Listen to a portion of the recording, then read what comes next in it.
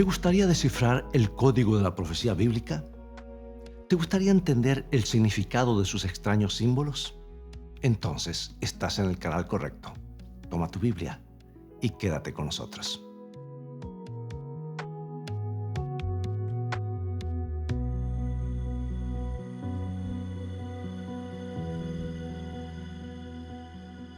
Hay quienes sienten que los libros de Daniel y Apocalipsis, los dos libros que fueron escritos especialmente para nuestros días, tienen un lenguaje secreto y que se comunican entre sí con frases completamente incomprensibles y afirman que no podemos entenderlos. Pero ¿no sería extraño que Dios nos dirigiera a través de esos libros mensajes especiales para nuestros días, llenos de información esencial para nuestra supervivencia, y los encerrara en un código que jamás pudiéramos descifrar? ¿Crees que Dios se comportaría de esa manera? Yo no lo creo. Lo cierto es que una parte del libro de Daniel fue sellada, pero solo hasta el tiempo del fin. Ya no está sellada.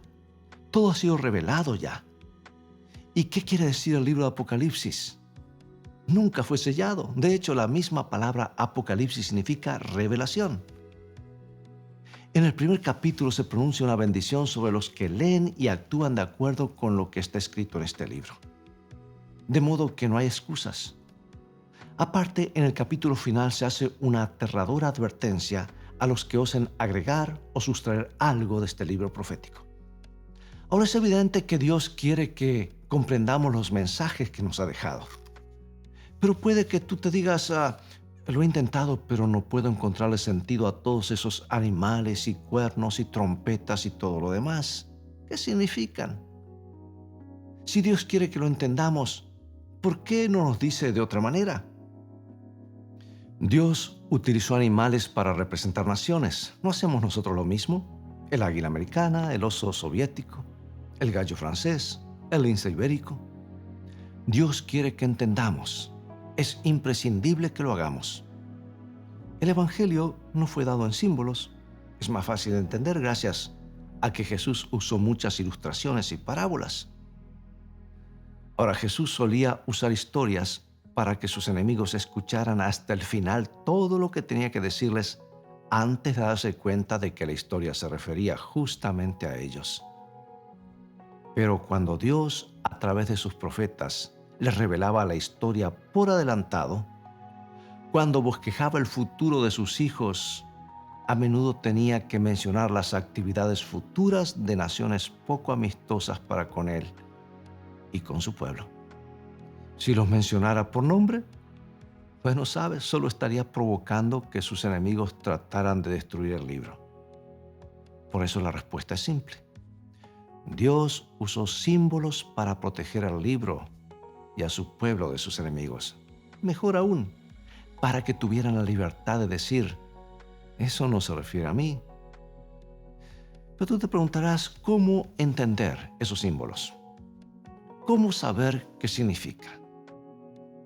En primer lugar, hay casos en los que no hay nada que descifrar, porque la Biblia nos dice el significado de algunos símbolos de manera absolutamente clara.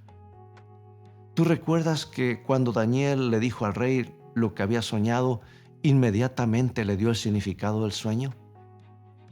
En el 7º capítulo de Daniel se muestra una visión que involucra 4 bestias y algunos cuernos. Pero en la última parte del capítulo se le dice a Daniel que las bestias son reyes o reinos y que los 10 cuernos son 10 reyes. Veámoslo. Daniel capítulo 7, versículo 24. Y los 10 cuernos significan que de aquel reino se levantarán 10 reyes y tras ellos se levantará otro, el cual será diferente de los primeros, y a 3 reyes derribará. Ahora capítulo 8, versículo 20. En cuanto al carnero que viste, que tenía 2 cuernos, estos son los reyes de Media y de Persia. Bueno, ahí tenemos el significado de uno de los símbolos. Una bestia es un reino, una nación. No es algo despectivo para llamar a una nación, sino es la forma como se acostumbraba, y aún hoy todavía los animales son símbolo de naciones. La nación puede ser buena o mala. O sea que el término bestia no se usa de una manera peyorativa o despectiva, como acabo de decir. Y aquí en el capítulo 8, Daniel recibe otra visión y más tarde el ángel Gabriel en persona acude a darle la explicación del significado. Bueno, veamos otro símbolo. En la profecía, una mujer representa a la iglesia. Una mujer pura y hermosa representa la verdadera iglesia de Dios, como en Apocalipsis 12. Y una mujer corrupta representa a la iglesia falsa, la falsa adoración, la iglesia caída, como en Apocalipsis 17. Ahora, los símbolos no son elegidos al azar, significando una cosa esta vez y otra distinta en otra profecía. Los símbolos siempre son constantes.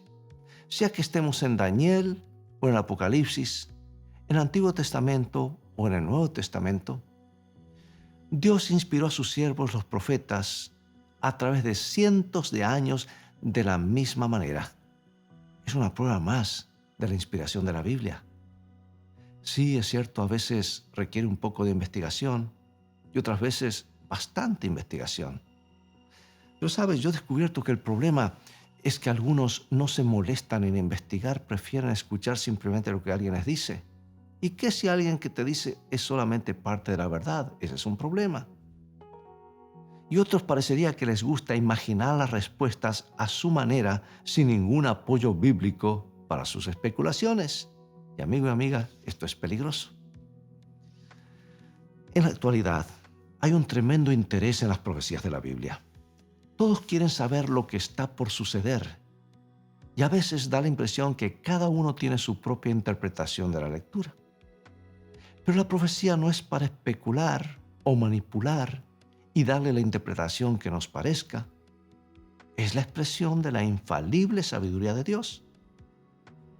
Y cuando las profecías para los últimos días se cumplan, será de una sola manera, no de miles de formas diferentes.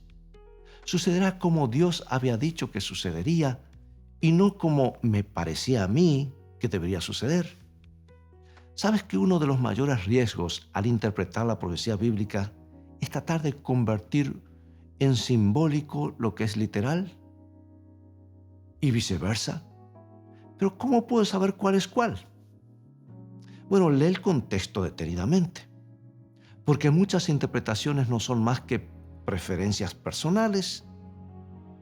Cuando la Biblia nos habla en Apocalipsis del peor terremoto que se haya conocido en el planeta, y esto está en el capítulo 16 de Apocalipsis, quiere decir exactamente eso. Y cuando predice la caída de piedras de granizo del peso de un talento, también en el capítulo 16, no está hablando de pelotitas de cristal, sino de un granizo con piedras de 25 kilos. Cuando comenzamos a catalogar como símbolo, mito o leyenda todo lo que no nos agrada en la palabra de Dios, cuidado, entramos en un terreno resbaladizo. Es un mal hábito que puede llegar a ser fatal y tristemente practicado por muchos predicadores.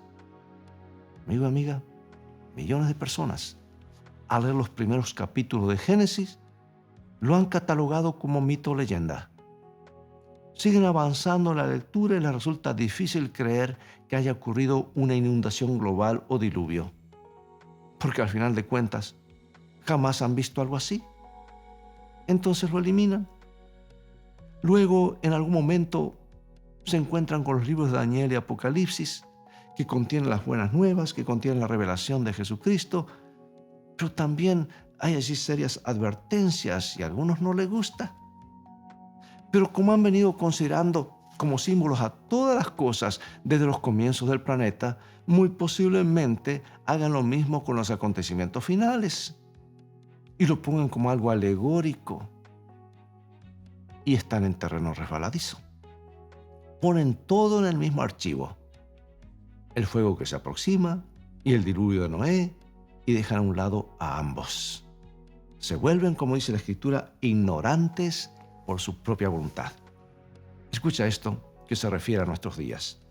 San Pedro fue muy claro al hablar. San Pedro era una persona desde que hablaba claro. Recuerda, era uno de los hijos del trueno, fue transformado por Jesús, al igual que su hermano Juan. Y en su segunda carta, capítulo 3, versículos 5 al 7, él dice: estos ignoran voluntariamente que en el tiempo antiguo fueron hechos por la palabra de Dios los cielos y también la tierra, que proviene del agua, y por el agua subsiste. Por lo cual el mundo de entonces pereció anegado en agua, pero los cielos y la tierra que existen ahora están reservados por la misma palabra, guardados para el fuego en el día del juicio y de la perdición de los hombres impíos. Bueno, la pregunta es, ¿qué piensas de esto? Dios sabía de antemano las cosas que los hombres cuestionarían: la creación, el diluvio, el juicio futuro. Y Dios dice que su ignorancia es intencional. ¿Te das cuenta del peligro? Es un error considerar como reales las cosas que son simbólicas. Pero es absolutamente trágico decir que algo es simbólico y descubrir demasiado tarde que era muy, pero muy real. Bueno, hay otra advertencia. Se debería pisar con mucho cuidado en el terreno de la profecía no cumplida. Y aquí es donde hay un amplio margen para especular, y es lo que están haciendo muchos. Es sabio no leer en la profecía detalles que no están en ellas. Muchos expositores sinceros de las predicciones divinas se han metido en apuros por ser muy dogmáticos con los detalles exactos del cumplimiento de una profecía. Siempre tenemos la tentación de ir más lejos de lo que Dios dice, especialmente en acontecimientos futuros. Parece que nos encanta decir qué va a ocurrir, y hay gente que siempre cree. Y a veces son tan arrogantes que pretenden ir más allá de lo que el Creador les ha revelado. Resulta que queremos explicar lo que el profeta no nos ha explicado. Mira lo que Jesús le dijo cierta vez a sus discípulos, y está en San Juan capítulo 14, versículo 29. Os lo he dicho antes que suceda, para que cuando suceda, creáis. La profecía cumplida suele producir creyentes. Fue después de su crucifixión que los discípulos comprendieron plenamente que Jesús había cumplido las profecías del Antiguo Testamento. Sí, fue después de su crucifixión, después de su resurrección, que Jesús, caminando con 2 de sus seguidores camino a Emaús, comenzó a hacer ¿qué cosa? A explicarles todo lo que las Escrituras decían acerca de él. Y aquí quiero hacer una pausa y decir, la única escritura que existía en los días de Jesús era el Antiguo Testamento. Y él dijo: escudriñad las Escrituras. Amigos, la profecía bíblica, vuelvo a decirlo, tiene una fascinación especial para esta generación, muy probablemente porque casi todos somos conscientes de que nos aproximamos a algún tipo de crisis final.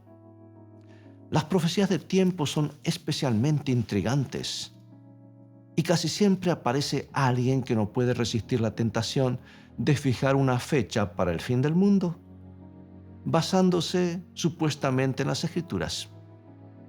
Algo totalmente absurdo, porque las mismas Escrituras, las que afirman que no se puede poner fecha, ellas son las que dicen eso, porque si se pone está claro que no van a cumplirse. Y esto ha ocurrido vez tras vez. Pero así de peculiar es el ser humano. Jesús lo dijo claramente. Mira lo que dice San Mateo capítulo 24, versículos 36, en su sermón profético. Pero del día y la hora nadie sabe, ni aun los ángeles de los cielos, sino solo mi Padre. Aún más, se nos dice que Jesús vendrá como un ladrón en la noche. Pregunto, ¿qué clase de ladrón llega cuando todos lo están esperando? Dios no quiere que sepamos el momento exacto de su venida, de su segunda venida. Además, en realidad, si lo piensas bien, carece de importancia. Mañana mismo puede atropellarme un coche y mi tiempo de decisión habrá terminado. Lo siguiente que verán mis ojos es a Jesús en el momento de la resurrección. Sin embargo, lo que Dios sí quiere que comprendamos es que estamos al final del tiempo. Él desea que no nos desesperemos y que sepamos que cuanto más negra es la noche, es justamente cuando está a punto de amanecer. Que la dureza de esa crisis final no dañe la fe de nadie, sino todo lo contrario. que sepan que Jesús viene pronto. Por eso hay varias profecías de tiempo en la Biblia. No llegan hasta el fin del mundo, pero son sumamente importantes porque nos indican claramente qué es lo que ha sucedido. Y después de eso es parcial y al mismo tiempo no podemos tampoco nosotros adelantarnos y decir es tal fecha o tal fecha. Porque hay muchas cosas en juego, por lo cual nos surge a entender los cálculos proféticos. Bueno, vamos a Daniel y Apocalipsis, porque Daniel y Apocalipsis predicen un tiempo de persecución para el pueblo de Dios. Este periodo de tiempo es tan importante que se le menciona 7 veces. Y se lo menciona de esta manera. Sígueme, por favor, en la pantalla. Dice 1260 días, lo menciona. Menciona también 42 meses, 3 años y medio. Y también lo menciona como tiempo, tiempos y medio tiempo. ¿Te confunde? La confusión desaparece cuando descubrimos que en las profecías bíblicas un día representa un año literal. Y esos tres, ese grupo de fechas, año, 1260 días, tiempo, tiempo y mitad de tiempo, y todo se refiere al mismo periodo, dicho de diferentes maneras. Así que en la profecía bíblica, un día en la profecía representa un año literal. Recuerda eso. Es un principio reconocido por la mayoría de los comentaristas bíblicos y los eruditos. Y si empleamos el principio de que un día literal representa un año en la profecía, ahora todo cobra sentido y cuadra. Aquí va otra vez. Un día equivale a un año. 1260 días son ¿qué? 1260 años. 42 meses, porque los meses eran de 30 días, de acuerdo al calendario lunar judío, son 1260 días, que equivalen a 1260 años. 3 años y medio, 1260 días, equivale a 1260 años. Tiempo, tiempos y medio tiempo quiere decir un año, tiempos en plural 2 años, y medio tiempo, medio año, es igual a 3 años y medio, exactamente al mismo periodo, 1260 días, o en la realidad, días proféticos, en la realidad 1260 años literales. Pero tú puedes pensar, un momento, eso no coincide porque los años tienen 365 días. Es cierto, pero recuerda que para comprender la Biblia es básico situar el texto en su contexto literario, histórico y también cultural. Los hebreos usaban el calendario lunar que tiene 30 días, lo cual da un año de 360 días, no de 365. Y ahora todo tiene sentido. Volvemos otra vez al principio día por año. Este principio no es nuevo, ¿sabes? Y tampoco lo era en los días de Daniel.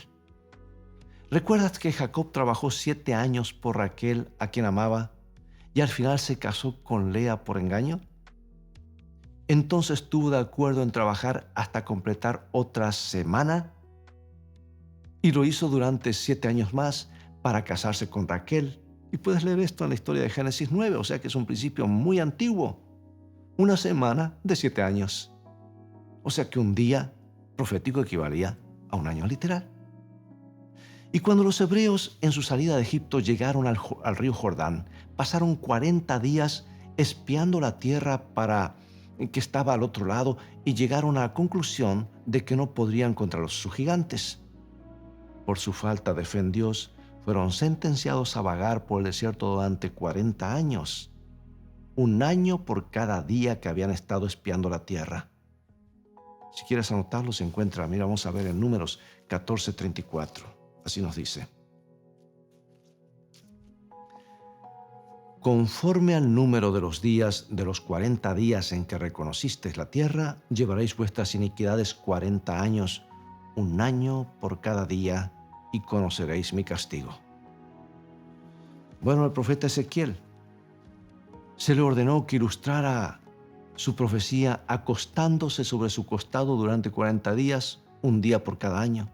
Y está en Ezequiel capítulo 4, versículo 6. Y dice, cumplidos estos, te acostarás sobre tu lado derecho segunda vez y llevarás la maldad de la casa de Judá 40 días, día por año te lo he dado. Pero sabes, hay otro principio más que quiero compartir contigo de interpretación profética, y es el más seguro. Escucha, este es el principio usado por Jesús y los apóstoles. Y me atrevería a decir que es el único principio sólido que no falla. Y es este. La Biblia es su propio intérprete. En otras palabras, cuando no entiendes un símbolo, en alguna parte de la Biblia está la respuesta. No le agregues lo que a ti te parece. No des tu propia interpretación. Permite que la Biblia hable por sí misma, porque es la palabra de Dios, no palabra de interpretación humana. Y tú y yo no podemos agregarle ni quitarle nada. Repito, la regla más segura de interpretación bíblica y profética es: la Biblia es su propio intérprete. Todo estudio serio de la Biblia tiene que ser basado en esa premisa. Tenlo presente al estudiar la palabra de Dios. Y ora pidiendo la dirección del Espíritu Santo, porque el Señor no te va a revelar algo diferente de lo que ya reveló a los profetas. El Señor es el primer interesado en que comprendas su palabra. Y ahora, amigo y amiga, para finalizar, quiero compartir una corta cita de mi autora favorita y un versículo del apóstol San Pedro. Dice en el libro Testimonio para los Ministros, página 116. Estudiad el Apocalipsis en relación con Daniel, porque la historia será repetida. La profecía, dijo el apóstol Pedro, es una luz que alumbra en todo el camino. Segunda de Pedro 1:19 nos dice: tenemos también la palabra profética más segura, a la cual hacéis bien en estar atentos como la antorcha que alumbra el lugar oscuro, hasta que el día esclarezca y el lucero de la mañana salga en vuestros corazones. Entendiendo primero esto, que ninguna profecía de la Escritura es de interpretación privada, porque nunca la profecía fue traída por voluntad humana, sino que los santos hombres de Dios hablaron siendo inspirados por el Espíritu Santo. Bueno, y apenas hemos comenzado a captar lo maravilloso de todo esto. Estas profecías de tiempo son muy importantes. Es vital que las comprendamos. Por ejemplo, la profecía de los 2300 días o años es la más larga de la Biblia. Es maravilloso estudiarla, pero lo haremos en otro programa. Sin embargo, te desafío a comenzar desde ahora. Solamente te puedo adelantar que ella nos da las pruebas matemáticas de que Jesús era quien decía ser y que todo el ministerio de Jesús fue realizado dentro del marco de ese tiempo profético. La misma profecía llega hasta nuestros días, hasta el año 1844, que tiene un significado asombroso para cada uno de nosotros, porque de acuerdo con la palabra de Dios es cuando comenzó el juicio. Y justo antes que termine este periodo profético, Jesús levantó un pueblo de un chasco y le dio los últimos 3 mensajes de amor, que son las últimas 3 advertencias a la humanidad, y están en Apocalipsis 14. Amigo y amiga, Dios desea por encima de todo tu salvación. Él quiere que estudies la palabra de Dios. Él quiere que estudies su santo libro, porque el libro en el que Él te explica quién eres, explica quién es Él y quién eres tú, a dónde vas, por qué estás aquí, por qué existe el mal, cómo terminará todo, quién es Él, el plan de salvación, en otras palabras, todo. Lo que más anhela su corazón es tener una relación personal contigo. Es Padre, no lo olvides, y nada le importa más que tú, que eres su hijo. Y quiere establecer contigo una relación de conocimiento y confianza. Quiere que le conozcas y que aprendas a depender de Él, porque solamente desea lo mejor para ti. Es que Dios te ama, y te ama mucho. Y si estudias su Biblia, su palabra, vas a saber cuánto Él te ama. Y no te dejes enredar por tradiciones religiosas. No creas porque sí, porque te van a engañar. Estudia tu Biblia en la soledad de tu habitación con oración. No te confíes solamente en lo que te dicen. Ve a la fuente, ve a la palabra de Dios y pídele al Señor que te conduzca a una iglesia que siga la Biblia de verdad. En otras palabras, de Génesis al Apocalipsis. Y que ame tanto a Jesús, que esté dispuesto a obedecerle, porque Jesús dice, si me amáis, guardad mis mandamientos. A nadie le gusta estar solo. Si para elegir partido político examinas a los candidatos y los programas electorales, ¿por qué no lo haces, no haces lo mismo con algo tan importante como tu fe? Si le buscas sinceramente, Dios se revelará. Es una promesa. Padre Celestial, gracias por tu palabra. Gracias porque podemos entenderla. Es la carta de amor de un Dios que realmente nos ama para cada uno de sus hijos.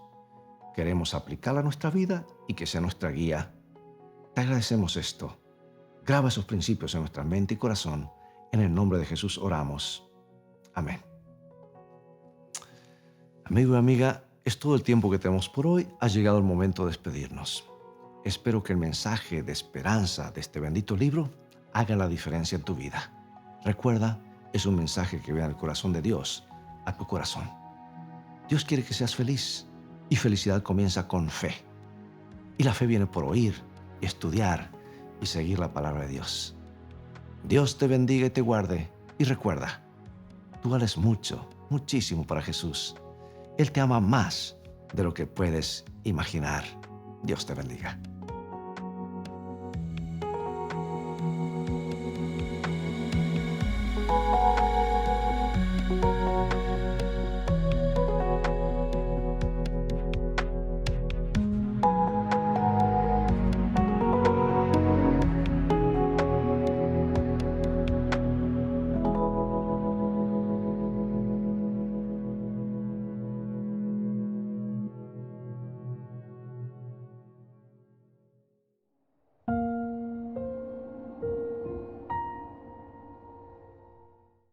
¿Quieres realizar cursos gratuitos sobre salud, familia, temas espirituales y mucho más?